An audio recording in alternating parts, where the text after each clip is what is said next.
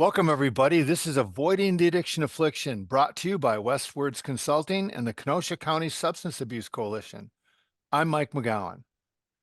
Today, it seems like wherever I go and therapy comes up, someone mentions EMDR.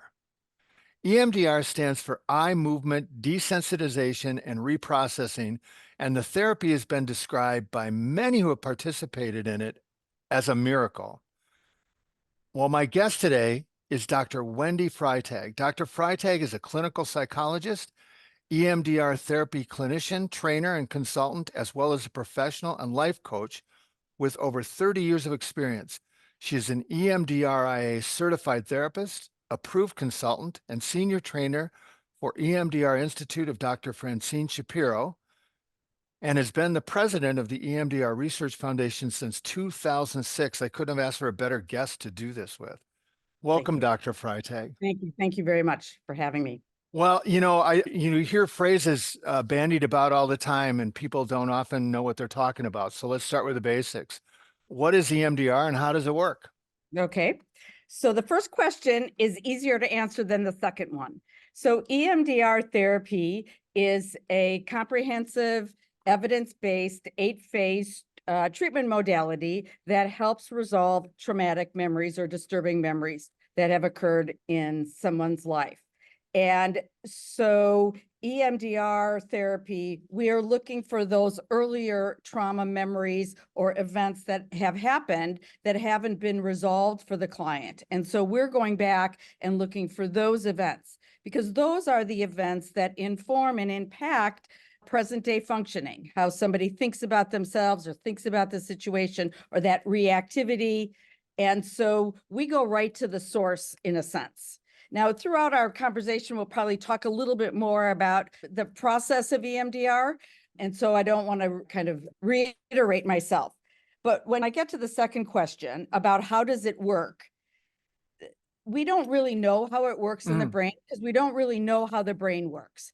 And so there are a number of hypothesized mechanisms of action, maybe like some REM sleep or maybe memory reconsolidation. Or one proposed mechanism is the taxing of the working memory. So as we're pulling up the memory and accessing the memory, and then doing the bilateral stim, which is the eye movement or some other modality, it's taxing the brain to hang on to that memory. And so that it resolves. And typically the distress and the emotional distress is what relieves or is what is ameliorated. And then the individual can think differently. The memory gets stored differently in the brain, not like it was stored or stuck from the traumatic event. So is the thought behind it that when trauma occurs, we automatically as humans suppress the memory, and this is a way of getting it back up to deal with it? I don't know that it's suppressed. I would say it's more that it can become stuck or frozen in the nervous system. And it can become stuck or frozen because of perhaps it's just more than what the brain has capacity to deal with it. And so then it gets stuck and stored with that state-specific memory, the thoughts, the feelings, the body sensations that are all there at that time. And that's what gets stuck or stored or frozen. And what we're doing is when we find those memories that are the root or the foundation of the distressful things that are happening in the present day, and we access that memory with the procedures and we do the bilateral stim, it then activates the brain and activates the memory so that the brain can then do what it couldn't do at the time. It helps neutralize the memory so the negative material gets off and more positive adaptive information comes in and moves it towards adaptive resolution. So it's not that we're suppressing it. I mean, some folks certainly don't want to look at those traumatic memories. And if those traumatic memories happened longer ago, they get used to trying to push those away or not look at them. And what we want to do is bring that right up close and personal and reprocess those memories to neutral or to an adaptive resolution. So EMDR therapy doesn't turn a bad memory into a good memory. It really is, we resolve the gut punch of the memory. So the person may still remember the memory, they remember points of it, but they don't have that gut punch. Mhm. That's what gets stored. How do you know which memories and events to access? Okay, so that's part of our what's phase one, and we're looking for, oftentimes we're going and looking for all of the memories that we can identify, that the client can identify, that seems to be part of what we call the memory network. And so when we have a specific issue in the present day, we're looking for what are those memories, maybe back to childhood, way back to childhood, that seem to be the foundational material for this disturbing material. So that's part of the phase one, is looking for what are those memories. And we have different procedures for getting at what might be those early memories. And typically we're looking for the earliest material, the foundational memories, and reprocessing those first, because we found the other very important piece of EMDR therapy is the generalization effect. So it's very user-friendly for the client because we don't need to reprocess every single memory. Mhm. We can go to those earlier memories, foundational memories, and as we clear that, those other memories that were built on this foundation also fall away. Maybe not all the way, and we need to desensitize those, but sometimes those later memories just become not important anymore because we've worked through the foundational material. You used the term earlier, bilateral stimulation. Yes. What is that? Okay. So, it's eye movement desensitization and reprocessing. So oftentimes folks know it as eye movement, but we have the client in dual awareness where they're accessing the memory and they're present with us and we're doing some type of dual attention bilateral stimulation. It was first founded with eye movement, but in 1990, we also found that other types of modalities or methods, such as auditory bilateral stimulation, or even tapping, or tactile auditory. And so that's what the bilateral stimulation is. And that's really mostly what helps the memory move down to adaptive resolution. And is that what you mean when you started this out? Is we know that works, but we don't know how exactly that works, but we know that it works. We know that it works. Yes, Yeah. because part of our protocol is we're finding out how distressing is the memory when we start it. And sometimes those memories are 8, 9, and 10. And then through the process, they resolve down to a 0. It's like it moves the material to the adaptive resolution. I've heard people who have been through other talk therapies say that EMDR helped them resolve trauma in a short time Mhm. that they hadn't accomplished in long-term therapy. Right. And I think that's because, as I said, we go back to the foundation of the traumatic material. We're going back and reprocessing those older memories. We're not staying in the present trying to look at what's the person's negative belief and changing their belief. We're going to the root and we're clearing out the root and then any of those other memories. And so an EMDR therapy can move quickly. Like, what we get done in talk therapy could take 6 months. What we learn in a couple of through a reprocessing session, the clients can learn and assimilate different kinds of information that they couldn't get to in talk therapy. Because part of the protocol is we're not only just doing what's their thoughts, we're doing body sensations, what are their emotions, where is it held in the body? And we know trauma is held in the body. And so as we clear that material out, then there's resolution. EMDR is also a 3-pronged approach. So we're looking and resolving those past memories. And then if there are still present day triggers that are still disturbing, we would also process those present day triggers and then look at the future. How does the client want to respond more effectively and efficiently and flexibly in the future based on that present day trigger that we cleared? Hmm. I've heard people, including therapists, I might add, Mhm. say that when they first heard about this, it Mhm. seemed like, for lack of a better phrase, hocus pocus. Right, right. So in the early days of when EMDR came out on the scenes, there was a lot of misinformation. We certainly know what misinformation is living in our current environment. And it was like, I believe EMDR therapy kind of fell victim to misinformation. A lot of the proponents of CBT or behavioral type therapies felt like EMDR was just exposure therapy repackaged, or Mhm. CBT repackaged. And there's some very different components of EMDR that are different than CBT. But that's where that got to be like it's pseudoscience, because it's really just CBT or exposure repackaged. That's where that, and there was a fair amount of negative, and that negative kind of conspiracy theory about EMDR therapy. But now there is much, much more research, and you might hear that every once in a while these days about the pseudoscience of Mhm. EMDR therapy. But that, given the amount of research, because it is an evidence-based treatment protocol, you don't hear that much anymore. And when folks that are skeptical of EMDR, therapists who are, when they come to the treatment and they, as part of our training, they have to undergo EMDR therapy themselves. And so then when they see it work and how it shifts their experience of their disturbing or traumatic events, that's what makes the shift for the therapist. That, like your colleague who said, it works. Yeah. When they say, "Oh, I can feel the shift," what do they describe? Like, how do they know that? Yeah. So it's all different kinds of things. Sometimes an individual can say, I feel something shifted in my head. We don't really know what that means, or sometimes a client will say, I feel like there's energy running down my arms, or it feels like something just clicked and the energy's running through my legs.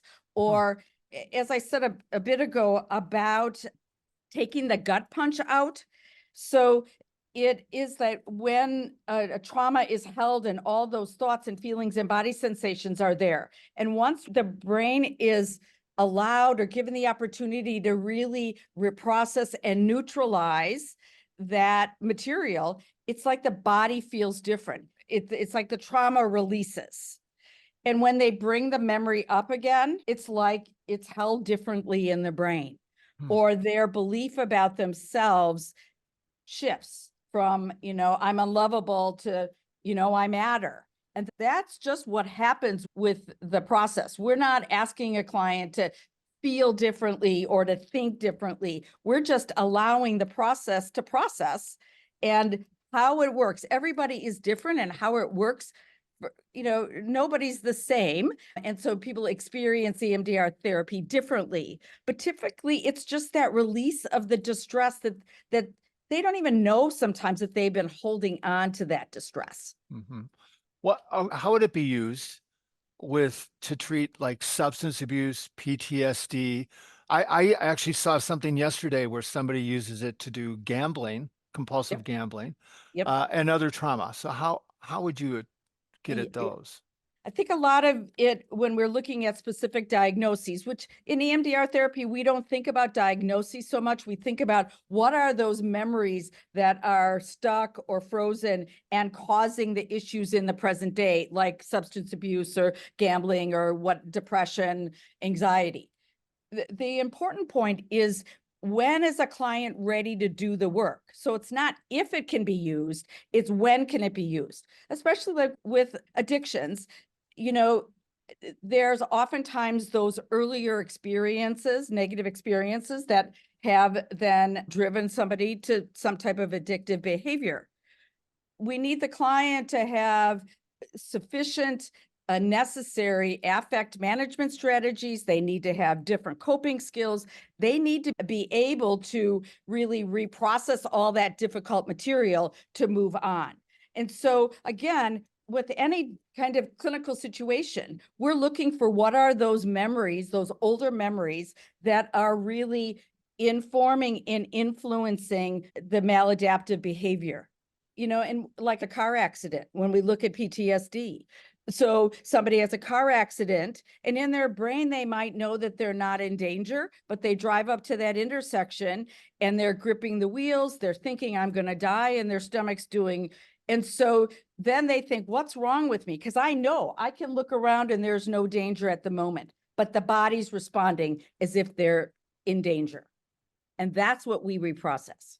And so you can then drive up to that intersection and the trauma was still there, but you feel differently driving up to the intersection. And really, they don't think about it. I look at it as there's no trauma bubble to get triggered. So that car accident is here being held and all that state specific, the thoughts, the feelings, the body sensations are all here. As we drive up to that intersection, all of this gets activated. And it's like, oh my God, what, something bad's going to happen to me. Once we clear that and that gets neutralized, those thoughts and feelings and body sensations, they're released and they're no longer driving that maladaptive behavior. Can EMDR even help with chronic pain? It certainly can. There is a protocol. So there's a manualized protocol helping individuals work with chronic pain, phantom limb pain. It has also been very beneficial for. So there's lots of, there's work that's been done with depression. So there's, like I said, over the time here, there's been a lot more research and a lot more different protocols that are specific for different kinds of, like chronic pain or addictions, dissociation, personality disorders, those types of things. How is EMDR different or similar to another technique I think people have heard about, brain spotting? Okay, so brain spotting is really an adaptation of EMDR therapy. So David Grand, who was the founder of brain spotting, was very much an advocate for EMDR therapy. He wrote a book for the layperson on the rapid warp speed healing of EMDR therapy. But then what he found that when doing the bilateral stim, that there were certain points that, in the client's or in the person's visual field, that when he taps into that, he finds a way to get to the unprocessed memories. Now, I will be honest with you, I've not taken a training, and when I get a minute, I would like to do that. But I certainly have heard that, brain spotting can be helpful. I also think that, for different clients that perhaps at different stages of their treatment, brain spotting might be an option, just like with other types of modalities. I can see where, there's a power in the trauma being released and getting it out. But how does the healing take place? And then also, how long do the effects last? Like you said, people can come into the office and say, I feel different. Is that long lasting? Is it short duration and you need to repeat it, or how's it go? Typically not. If we resolve a memory and it gets cleared, so what's causing the problem, Mike, for an individual is that when that memory, that traumatic memory or disturbing event is stuck in the brain, it's frozen in the brain. Every time that a person's in a situation that reminds them, internal or external, when they get reminded of that on some level, it could be an unconscious level, but they're activating this traumatic material, they're responding in a way that's not helpful to them. And so when we clear this memory and it's no longer being held in the way that it was that when it happened, it no longer has that state specific negative material that's there. It's just an event that's occurred. That's what it is. It's an event that it's occurred. And so we clear that, and then the person's just responding differently. They don't have to think about responding differently. There's nothing that's getting triggered because we've cleared that. So when a good job is done and a memory has been cleared, it doesn't come back because the memory is organic. It's stored in the brain. And when it gets neutralized or it gets to adaptive resolution, the client takes with it what they need. They recognize things about that. And maybe they recognize that they were strong or they really were resilient, or it wasn't their fault that that happened to them. Or maybe I was only 4 years old. It wasn't my fault. Those are the kind of adaptive thoughts that come in. And so that's what makes a difference for the client. And therefore, when they're faced with something that feels similar, they're not getting activated by this anymore. They're just taking what they know. And so it's resolution of that memory. Now, certainly, if there's complex types of trauma or complex situations, I'm not, please don't hear that it's a one One and session done. cure. And because sometimes the EMDR therapy can need months, maybe even years, depending upon how complex the place is, how many layers of trauma. And some of that is really preparing the client to be able to do that work and be able to do the reprocessing.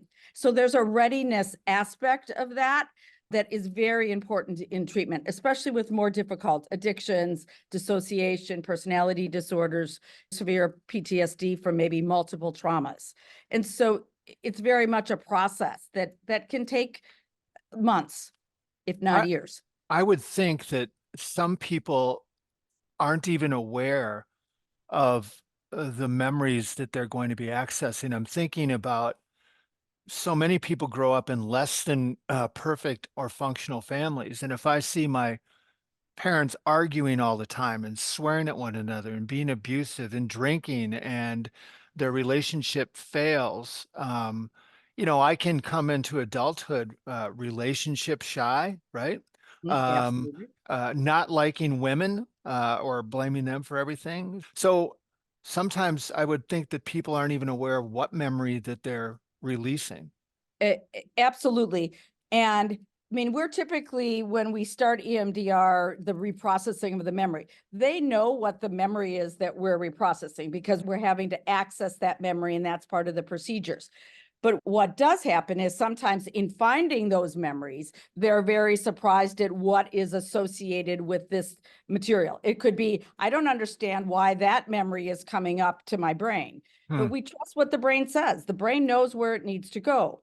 The other piece is that when we do the work, or maybe between sessions, there can be other memories that show up that are also connected in some way, but that weren't in conscious awareness. So as we clear out and there's more emotional bandwidth, sometimes other distressing memories or disturbing memories come into consciousness, and then they need to be reprocessed.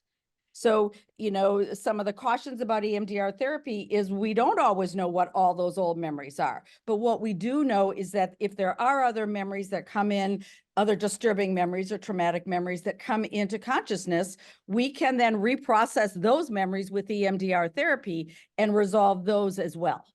I think that's fascinating because I think when you talk to people, myself included, we all have those memories. I can go back, occasionally I'll be driving or doing something and I'll have a thought will occur to me of something that seems rather insignificant that happened in grade school. And I'm like, Yes. why in the heck would that pop up that Bobby so-and-so called me a this at recess in fourth grade?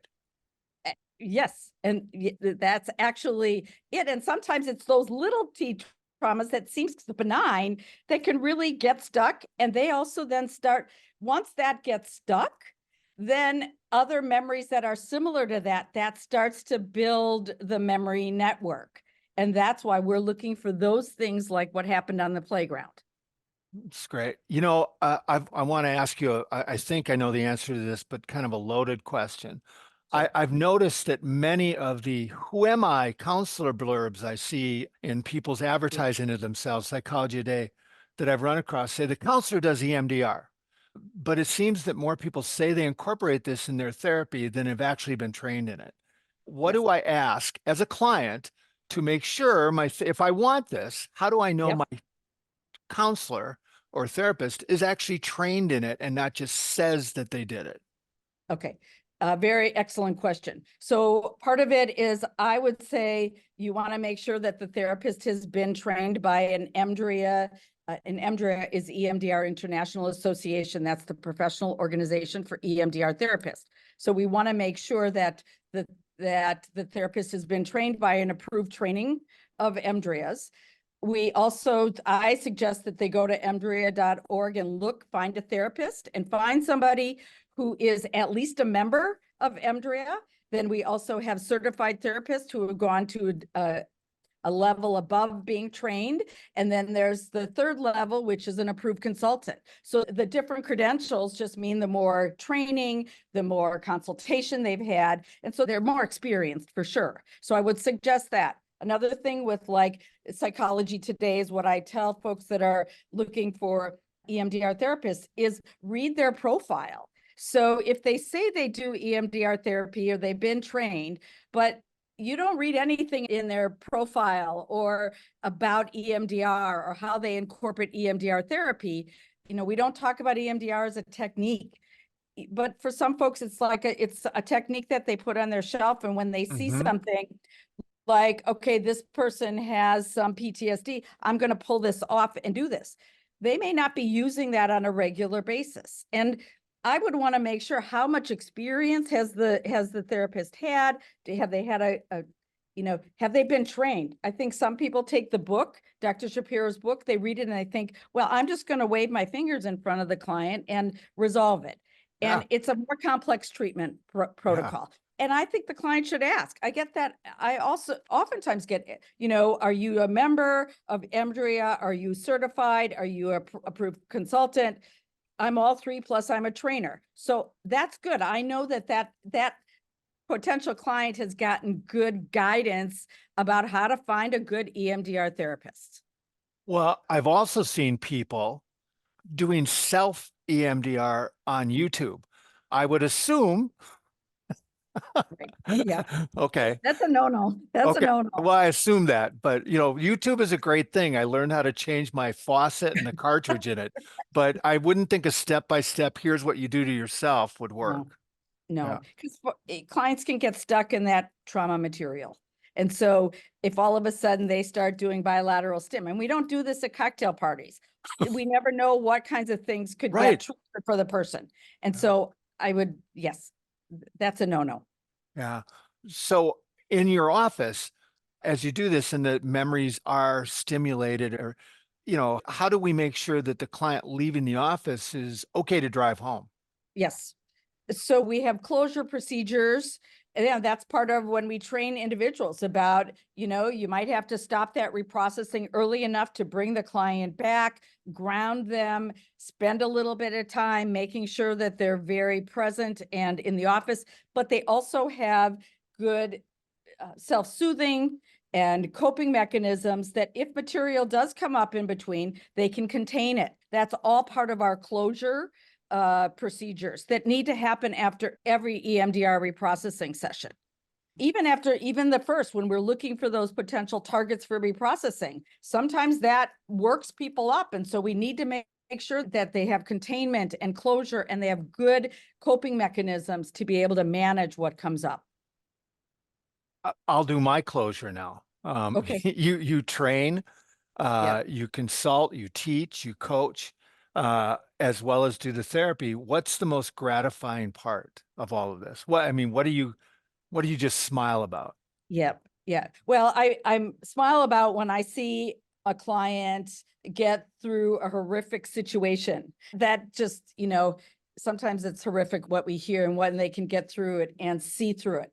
But really, I became a psychologist because I believe I want people to be comfortable in their own skin. And my philosophy is a strength-based philosophy. And I believe that all the answers are within. But sometimes those obstacles or hardships, we need to help the client. So I see my role as helping the client. And with EMDR therapy, it helps them move through those obstacles or those traumatic experiences so they can really live a full, successful life that they want to live. And so that's what makes me smile. That's great. This has been great, so informative and so necessary. Dr. Freitag, thank you so much for being with us today. For those of you listening, I'm going to put the contact information for Dr. Freitag's stuff, but also she mentioned the emdria.org, and I'll put that at the end of the podcast as well. Perfect. That's excellent. Yeah. So thank you so much for being with us. And listeners, thank you for listening. Yes. And please listen in next time. Until then, stay safe.